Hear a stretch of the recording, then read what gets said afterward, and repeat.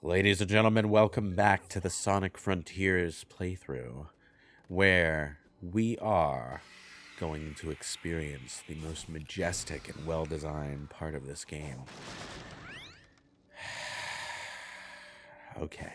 You can tell by the side he's not being serious. Are you purposely like inflecting your speech in tune with the music? 'Cause it sounds very ASMR right now. No, that was me just expressing my deepest exasperation at the game designers here, because okay. This is a part of the game that I think even the most amateur game designer could tell you all of the reasons why it was badly designed. I can't help but think that maybe this part of the game was a placeholder that was left in, because holy shit, it's that badly designed. I mean, where do I even start? I suppose I should wait to start until we actually get to the part I'm talking about. But Let's like wait till we get there, because I think we'll have plenty of time to discuss it when it's actually happening. I like this interaction though. We haven't seen Sonic and Tails be all buddy-buddy like this in a long time. I'm really hoping the next game after this actually follows up on this shit and still not go to a status quo afterwards, because I will fucking fume. Maybe not. That's partially why I think they're going to do a redesign for everyone again. I don't necessarily know about a redesign for everyone, but I do know that previously their way of doing things has been, we're gonna write the story first and then let this third party American team do the By the way, I hope you read those Eggman memos. This is such a this flashback is terrible for multiple reasons, because like, for one, they don't have enough cutscenes to actually supply the flashback with flashbacks. Yeah. Two, the music overlaying the scene is the most sappy shit I've ever heard. Like, it would have worked if there was way more stuff happening between Sage and Eggman. Again, I have to bring out the memos. They should have been cutscenes. Yes, they should have. But even so, the music that's attached to this makes it seem like a parody of an emotional moment rather than an actual emotional moment. But like, in the context of the scene, the only one of those cutscenes that actually works is the scene where Eggman's like being thankful to Sage for protecting him, that kind of thing. But yeah, well, I think it actively says like I'm proud of you or something, shit like that. We have one of those. Yeah, one is not enough for a cutscene montage. No. Unless you were to loop the one not. scene over and over again, like it's on VLC and you forgot your loop button before starting commentary. But like, no projection there whatsoever. Okay, so yeah, like I admire the attempt of what they were trying to do there, but there needed to be more interaction between Sage and Eggman for it to be really effective. Yeah, and that scene is kind of a real indication of what was going on with the story production here, in that, you know, Ian Flynn writes a script based on their plot, and then the people in charge of actually turning that script into cutscenes don't have enough to work with, so they kind of just throw something together. Okay, so here we are. The Sonic Spinball reference, of all things. The pinball machine inside of an active volcano. I mean, I would have liked it more if it was an actual Spinball reference.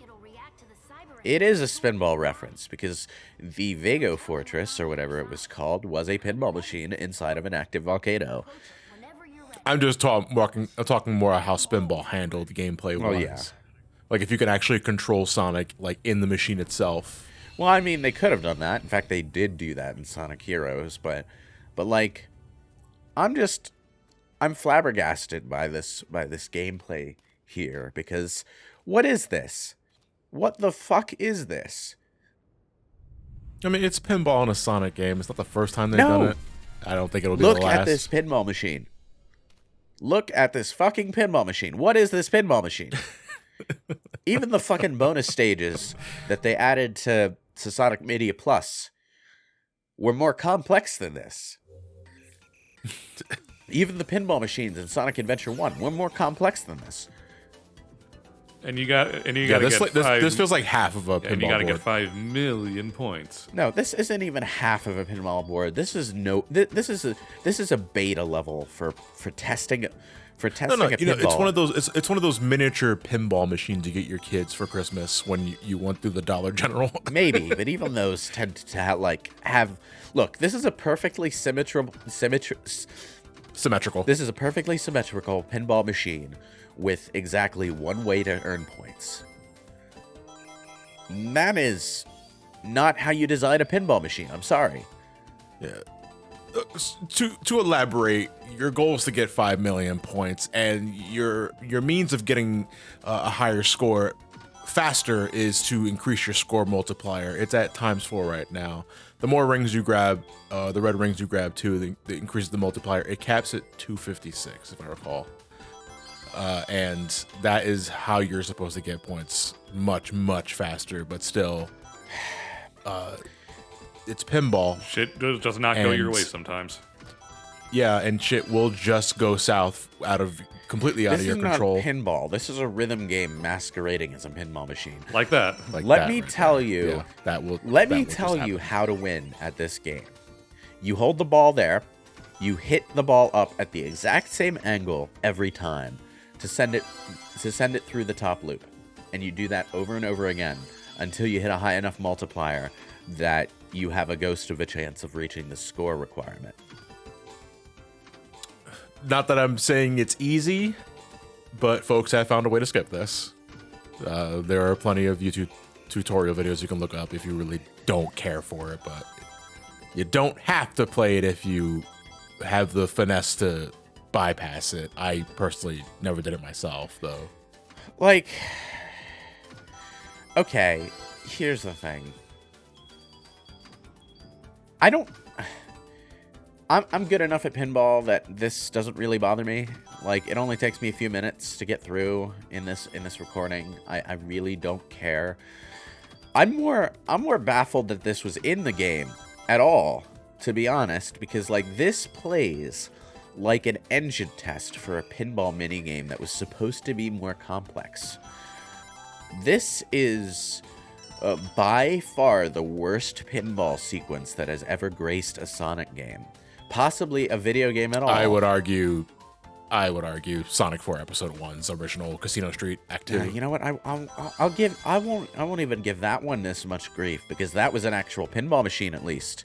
The problem with it was that Sonic's controls did not support that at all.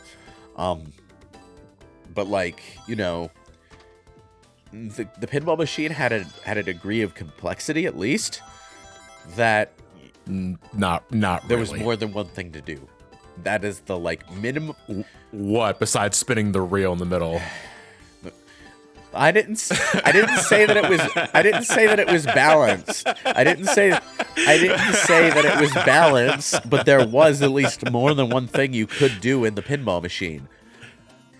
And I'd say you're wrong outside of spinning that reel. Spinning the reel is the thing to do, but like the pinball machine itself was at least structured like a pinball machine.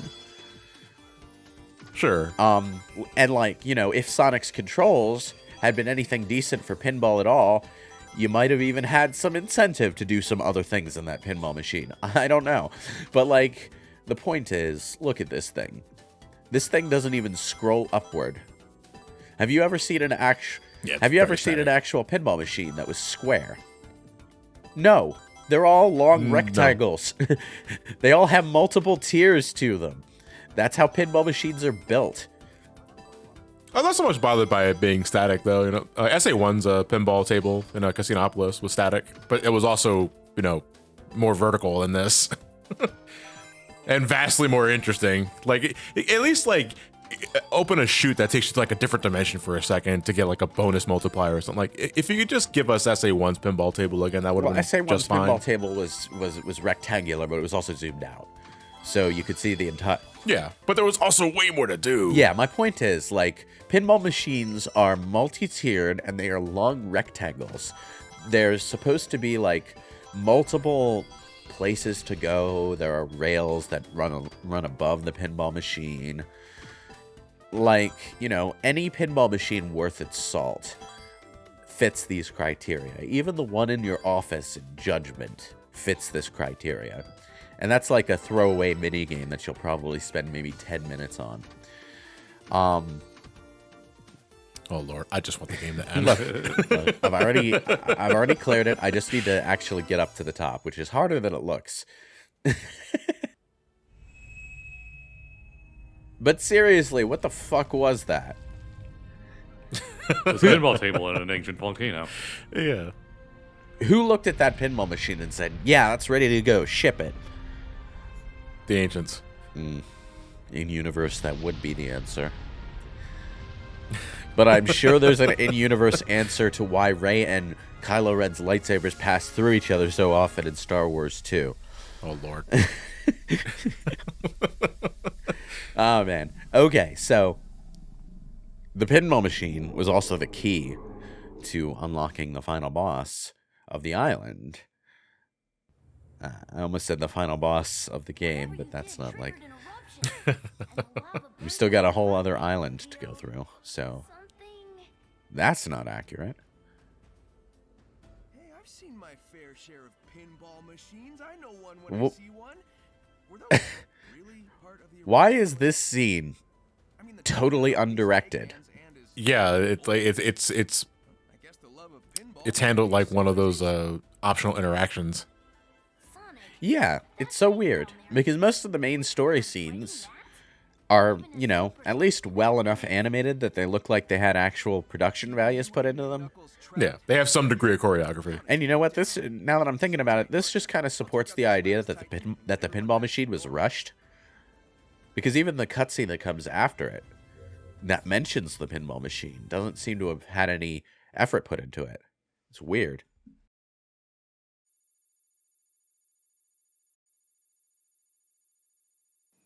Yes, the map's complete. Huzzah! I believe you. I was hoping you boost right into the fucking lava flow. Okay, so Geronimo. We call this this Emerald was Skip. totally intentional. I think this is the one island where you can't actually trigger the boss without at least doing something to skip the pinball machine. Well, when you're skipping the pinball machine, you just go here immediately. Like, the area is still foggy, but you can still approach the night, and it'll trigger the cutscene. Okay. Yeah. Cue the Shadow of the Colossus music again. Oh my god! Imagine if one of the fucking Colossus had like these rollerblades. Okay. It moved this fast. Yeah, it moved this fast. It just spins around. Where do you even It spins begin? around and the Wanderer goes flying off. It's like, you have good grip strength, but not that good.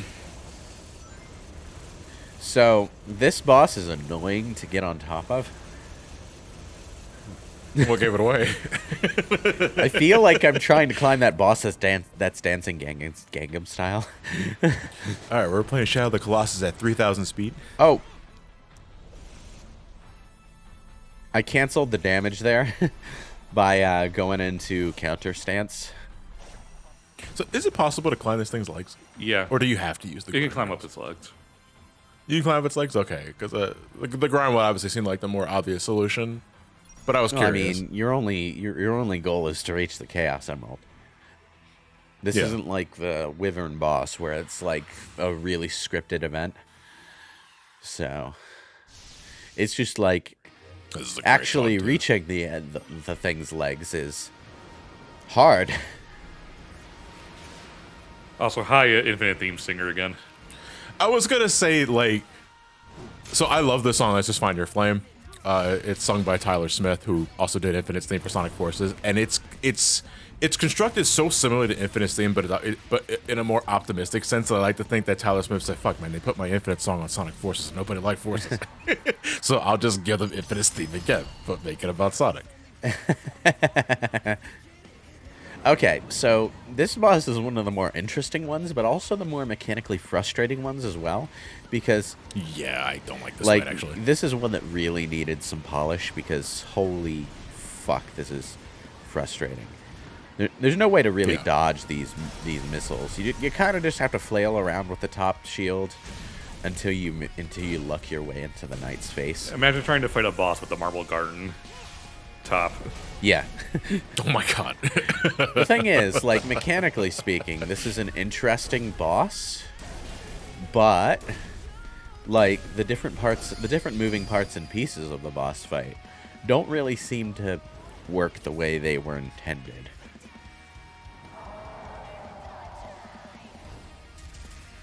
In fact, from this point onward, the entire game feels like it was rushed.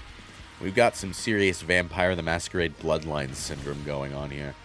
I think there should have been like a phase dedicated to the sword and the shield, because both like phases involve the shield in some capacity. Like he throws a shield at you and you hijack it and you throw it right back at him, and then you have this phase where you are essentially parrying it and hoping to God it hits him as you let go of it. Otherwise, that shit happens, and it has to bounce off the walls. Aiming this thing is a pain in the butt because, well, first of all, you can't actually turn Sonic, so if you're facing the wall, you're fucked. The other thing, though, is that time freezes while you're doing the parry, but that also makes it hard to tell which direction the knight is about to move. So actually aiming the thing to fly into his path, it's really hard to it's really hard to manage. It just feels very jank. I don't think there's any degree of finesse to this combat at all. I mean, there's clearly supposed to be, because you have to aim the shield based on where the knight is about to move, because the shield does not move fast enough to hit him if you aim directly at the knight. Yeah, you gotta lead your shot. But like, the way everything moves, the way parrying the shield works, it's all very rough. But I overcame the mechanical jank through sheer force of statistical advantage. So, and stubbornness. Well, I mean, at this point I have so many rings that I am in no danger of running out. I deal so much damage that when I do manage to hit this thing, I take out huge chunks of its health bar. And when it and like, obviously it can't damage me. I'm fucking supersonic, man. I'm invincible. So it's really just a matter of whether I run out of patience before the game does. And obviously the game could not last. So, believe it or not, it was this cutscene that gave me the, oh wait, I never tried paralooping as supersonic. I think about it. He paraloops the boss's sword and manages to telekinetically wield it. Okay, so that was awesome and ridiculous. And I love it.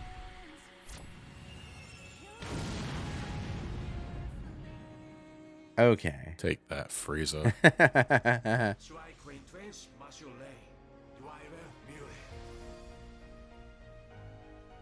Alright, so that's the last of the Titans. Well, second to last. Well, as far as you're aware, it's the last one. As far as Sonic knows, it's the last, yeah. Yeah. This is where the climax begins. Chaos Island is clear. Yay. Now, from what I understand, this island is physically attached to the first island. And you can, if you travel off the beaten course enough, you can see some of the landmarks from Island 1 while you're on this island. I'm not sure, now that I think about it, if Island 5 is physically connected to both of these islands or not. But it certainly does feel like this island was supposed to be part of Island 1. At least in a different part of the map anyway.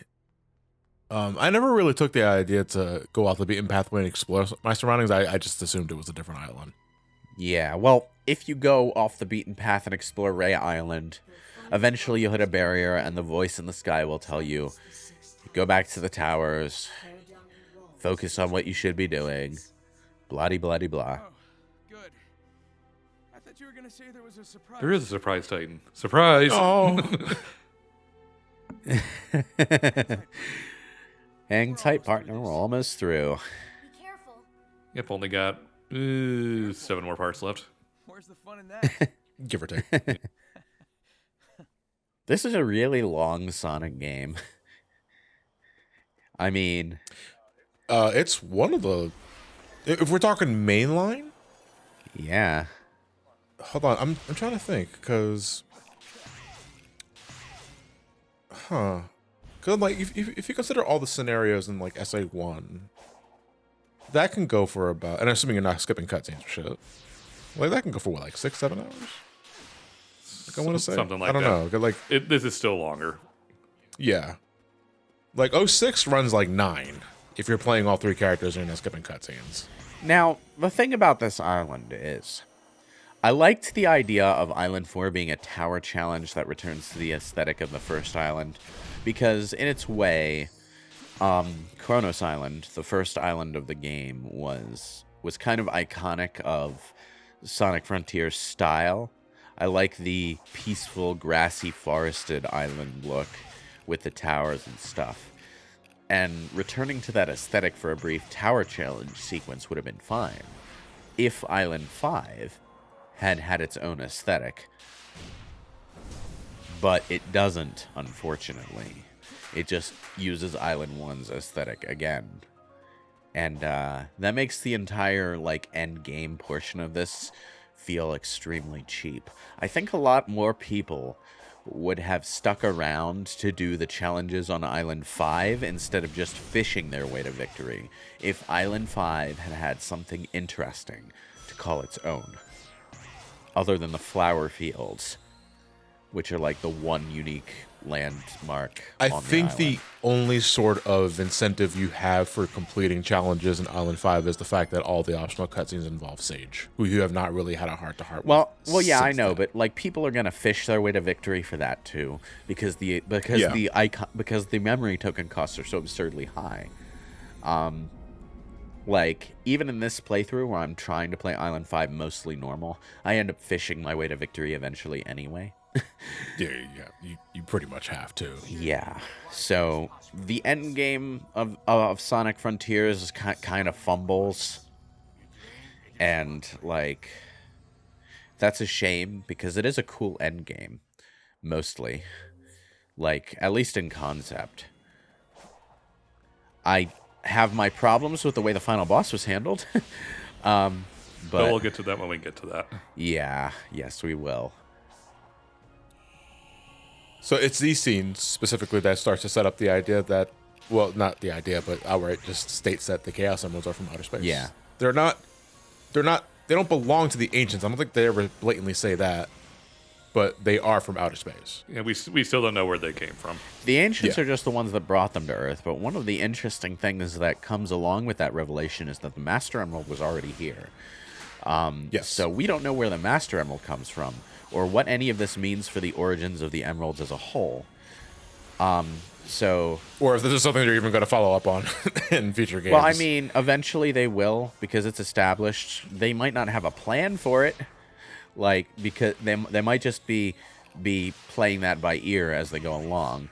But, you know, it's an interesting starting point for an extended story about the Emeralds, and we might see Sonic, you know, go into the depths of space to discover their origins at some point in the far-flung future of the series, and that would be Black interesting. arms again. Oh no. Literally just Sonic GT. Step into the Grand Tour. It also, well, there already is a Sonic GT. It's a fan game. Oh, yeah, you're right about that. You're right about that. But like, you know, it would be interesting to explore that, and retroactively it does lend some context to the Black Arms. Like it explains partly in a distant way how the Black Arms knew about the Chaos Emeralds and knew to come to Earth to seek them out. They could definitely like retroactively say that's a reason. Or why there's an alien species that innately has the ability to attune to themselves to the Chaos Emeralds. You know, the Chaos Emeralds have been out there in space before. You just see Samus's gunship go out in the background. Oh, another planet destroyed. My work here is done. Like, maybe the Chaos Emeralds were scattered around the galaxy, and this Chaos alien species were the ones who brought them together in the first place. Oh no, they're the Black Star Chaos Emeralds. Oh boy. Yeah, anyway. But what do you think ultimately of like the revelation that the emeralds are from outer space? You know, because I only asked because there were a number of people that were kind of disappointed that the emeralds were given some sort of origin. Well, a midpoint to whatever their origin happens to be. Anyway, it's kind of like Star Wars Episode 1 with the midi-chlorians. Everyone thinks it explains the Force, but it doesn't actually explain the Force. It just pretends to. All right, you little shits, listen here. I'm tired of dealing with this. When you really think about it, it's just another layer on top of the originless Force, and it's kind of the same thing here. It's just another layer on top of the Chaos Emeralds not actually having an origin point. You know, I don't really care that they're from outer space. I mean, like, they might have, I mean, like, even though they're technically from outer space here, for all we know, they might have come from Earth first and gone to outer space and then come back. You know, we don't have enough information, and the actual truth could be a lot more boring than it sounds. I like that landmark there, that there's like a village of stone buildings, but the thing is, that village of stone buildings is so far away from the actual towers that there's no reason to go there. This entire island is interesting because there's a lot of unique landmarks and stuff, but there's nothing to fill this island out. And I can't help but wonder if, like, maybe they plan to make Rhea Island a fully playable open zone area with, like, one of the other characters, you know? You could probably argue, though, the emptiness is the point of the island. Well, it's not empty is the thing. There's a lot of stuff going on in the wide open spaces, but there's nothing to do in those in those areas. Like, if you actually take the time to explore Rhea Island in between the towers, there are a lot of unique landmarks. There is just as much going on in this island, in fact, that it feels like there should be map challenges and obstacle courses everywhere, but there isn't. I would argue because the other three islands beforehand were military bases. This is a residential area. Yeah, it does look like that. But the thing about that is it's so intricately designed, this open zone space, that it feels like it was definitely meant to at least be part of Island 1, with map challenges and everything. But it's not. That's interesting. It's actually really, really interesting. It's like the moment you step away from these towers, you're in the empty, unfilled space of a beta level that was never completed. And, you know... And not a checkerboard in sight. Except it's in the game and fully accessible, even without the use of, like, a hacking device or something. And that's so rare, you know? I do, like, wonder. I'm sure there are already, like, videos or folks already talking about it, like, going out of bounds and seeing what's under the hood of this game. Oh, yeah. Well, the Sonic modding community is really robust, so people have probably already delved into it pretty deep. Okay, I guess it depends on the game, because it took, from my understanding, like, it took the modding community, the community in general, to really dissect all the little nuggets that the original Sonic Adventure What is going on with this loop?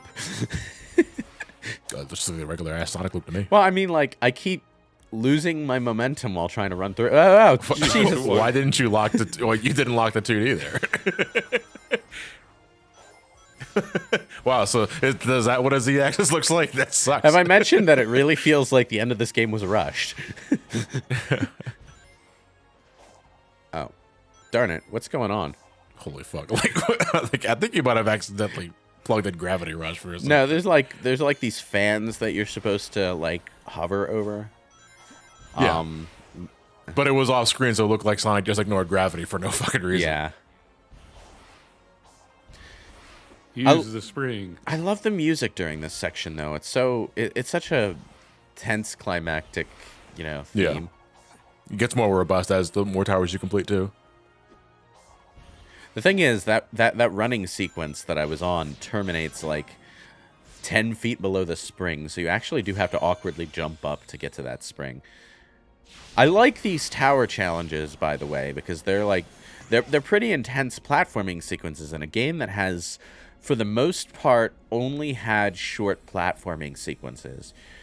So it does feel like a gameplay escalation. And I wasn't kidding about the Sky Sanctuary comparison before either. This entire sequence feels a lot like that, where there's just this one dramatic one-act sequence where you're climbing up and up and up. It also legitimately gets very nerve-wracking, like the higher you climb, if only because falling down does not kill you. You have to do the whole thing again. You have to do the whole thing over again, assuming you don't activate the shortcuts, along the way. Yeah, there's activating the shortcuts. And also, if you're good and stay on your toes, you can, use the air boost and double jump and stuff to sort of land on lower parts of the platforms. But you have to work at it. So, it's tense. It's a good example of how platforming can be exciting without necessarily bringing death into it. This thing just sitting on the ground. Knuckles is slipping out. Well, it does beg the question, are the Super Emeralds part just naturally from Earth then? The Super Emeralds are just the Chaos Emeralds supercharged, aren't they? No. That was... I know, because the Super Emeralds themselves were always there. It is only until you bring the emeralds to the Emerald Shrine where they are given life. Don't the Super Emeralds sort of beam in after you send the Chaos Emeralds into the sky, though? I'd have to go back and see it myself, but I remember... The thing is, when you when you play Sonic and Knuckles by itself, the Super Emeralds are there and grayed out, but when you're playing Sonic 3 and Knuckles, the Emerald plinths are empty, and then the Super Emeralds beam down from the sky after you send the Chaos Emeralds up. So I might be just thinking of Sonic and Knuckles separately, and Sonic Mania, because when you do the hidden palace zone with Knuckles, when you're fighting against the dude, the Super Emerald remnants are still there, but they're cracked and they're old. It's weird. Yeah, it's really weird. It's Sonic continuity. They're never gonna bring that back. They're just gonna keep pretending Hidden Palace Zone doesn't exist, and that the Master Emerald was always out in the open for some reason.